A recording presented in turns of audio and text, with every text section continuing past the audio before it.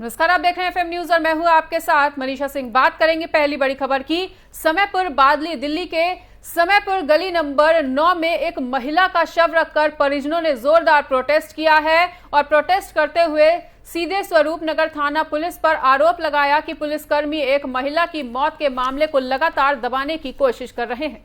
दरअसल इलाके की एक फैक्ट्री में सरिता नाम की महिला पिछले कुछ महीनों से काम करती थी और इस फैक्ट्री में गैर कानूनी तरीके से लोहे को गलाने का काम किया जाता था और उसके बाद इसी तरह से भट्टी को चलाया जा रहा था। सरिता नाम की महिला भी लोहे को गलाने का काम इसी फैक्ट्री के अंदर कर रही थी कि तभी अचानक महिला फैक्ट्री के अंदर गिरी और हादसे का शिकार हो गई, जिससे उसकी मौके पर ही मौत हो गई। और परिजनों का आरोप है कि पुलिसकर्मियों ने बिना परिवार की जानकारी के ही महिला का पोस्टमार्टम कराया और उसके बाद शव को परिजनों को सौंप दिया। जल्द ही अंतिम संस्कार करने के लिए वो दबाव बना रहे थे और परिजनों का कहना है कि उन्हें प्रशासन की तरफ से इंसाफ दिया जाए और फैक्ट्री मालिक पर भी कार्रवाई की जाए।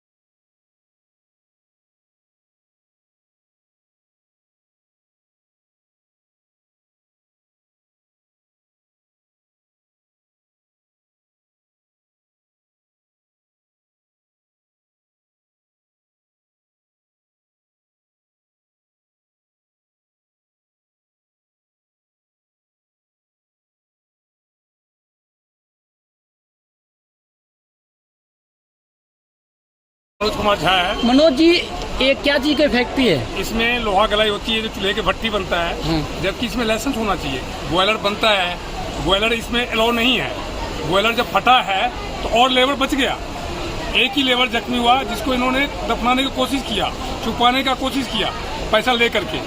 जब इनको देखा कि ये झुग्गी के आदमी काफी है तो पुलिस वाला दबा नहीं पाए। कोशिश अभी भी हो रहा है दबाने की। सर, ऐसा था, कंपनी में औरत काम करती, इसमें काम करती है। कल इसमें बॉयलर फटा कि क्या हुआ क्या नहीं हुआ, क्या हुआ क्या नहीं हुआ ये नहीं पता मुझे। यहाँ कंपनी वाले उठा करके वो आग लग गई थी, उसके शरीर में पूरा आग जल गया, जो जल गई थी। हाथ उठा करके औरत ले गई कंपनी उठवा में, हॉस्पिटल में ले गई है। भारत में पहले वो एडमिट की उसने।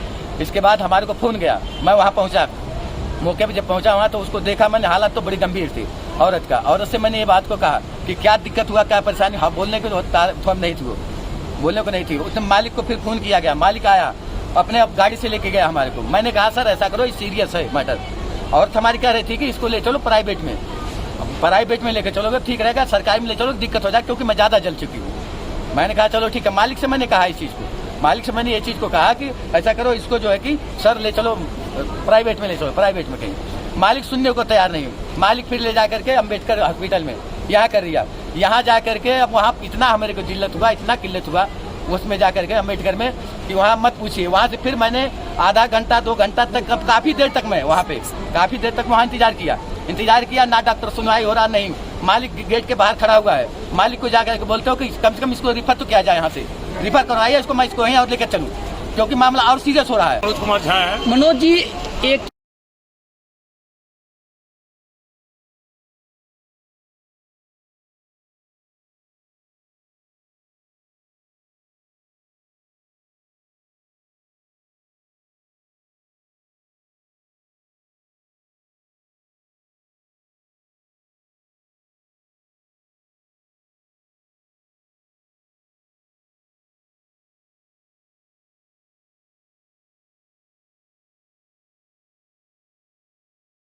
दिल्ली में आबकारी नीति मामले में बुरी तरह से फंस चुकी आम आदमी पार्टी की सरकार ने आज विधायक दल की बैठक बुलाई है और 70 सदस्यीय विधानसभा में आपके कुल 62 विधायक हैं।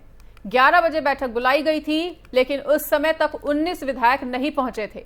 मुख्यमंत्री आवास पर यह मीटिंग बुलाई गई और बाकी विधायकों से संपर्क करने की कोशिश की जा रही है। आप विधायक आतिशी ने उम्मीद जताई है कि सभी विधायक पहुंच जाएंगे। वहीं विधायक दिलीप पांडे के अनुसार विधायकों से संपर्क किया जा रहा है। कल संदेश दिया गया था कि जिन विधायकों से संपर्क नहीं हो सका है उनसे संपर्क किया जाएगा और सभी विधायक बैठक में मौजूद भी रहेंगे। बीजेपी 40 विधायकों को तोड़ने की तैयारी कर रही है। अरविंद केजरीवाल, ये आपकी बहुत ही घिसी पिटी स्क्रिप्ट है। टोटल फ्लॉप शो है ये आम आदमी पार्टी का। अरविंद केजरीवाल जी, आपको शराब नीति पे बोलना है, लेकिन आप इस पे जो चुप्पी साधे हुए हैं वो अपने आप में बहुत कुछ बता रहा है और हमेशा एक नई घिसी पिटी वही स्क्रिप्ट लेकर के आ जाते हैं। आपकी चुप्पी से जनता समझ रही है कि आपने दिल्ली के गरीबों का, झुग्गी वालों का, दिल्ली के टैक्स पेयर्स का कितना माल हड़प करके और इस समय मुद्दों को डाइवर्ट करने में लगे हैं। अरविंद यमुना एक्सप्रेस वे पर सफर करना 1 सितंबर से अब महंगा हो जाएगा। वहीं यमुना एक्सप्रेस वे में प्राधिकरण की बोर्ड बैठक में टोल टैक्स की दरें बढ़ाने का फैसला लिया गया है। हालांकि इसमें 2 पहिया वाहनों और किसानों के ट्रैक्टरों को राहत दी गई है, जिनकी दरों में किसी भी तरह का कोई इजाफा नहीं हुआ है। यमुना एक्सप्रेस वे प्राधिकरण की बुधवार को 74वीं बोर्ड बैठक हुई, जिसमें यमुना एक्सप्रेस वे पर टोल टैक्स बढ़ाने की मांग की गई थी। भी लिया जा चुका है और 1 सितंबर से टोल टैक्स पर बढ़ाई गई दरें लागू हो जाएंगी। हालांकि 2 पहिया वाहनों और ट्रैक्टर के दरों में किसी भी तरह का कोई इजाफा नहीं किया गया है। यमुना प्राधिकरण के सीईओ और अरुणवीर सिंह ने बताया है कि साल 2018 से यमुना एक्सप्रेस वे की टोल की दरों में किसी भी तरह का इजाफा नहीं किया गया था, लेकिन अब कल सिर्फ नायर द्वारा अवगत कराया गया और उनके द्वारा आईआईटी दिल्ली के रोड सेफ्टी ऑडिट द्वारा किए गए सुझाव के अनुसार प्रस्तावित 22 कार्यों पर 130 करोड़ की धनराशि खर्च की गई है। इसलिए टोल टैक्स बढ़ाने का फैसला अब लिया गया है। उन्होंने कहा कि कार, जीप और वैन की दरों में 2.5 रुपए प्रति किलोमीटर से बढ़ाकर 2 रुपए 65 पैसे प्रति किलोमीटर की बढ़ोतरी की गई है, जबकि हल्के व्यावसायिक वाहन, हल्के माल यानी मिनी बस की दर 3 रुपए 90 पैसे प्रति किलोमीटर से बढ़ाकर 4 रुपए 15 पैसे प्रति किलोमीटर, जबकि बस या ट्रक की दर 7 रुपए 90 पैसे प्रति किलोमीटर से बढ़ाकर 8 रुपए 45 पैसे प्रति किलोमीटर कर दी गई है।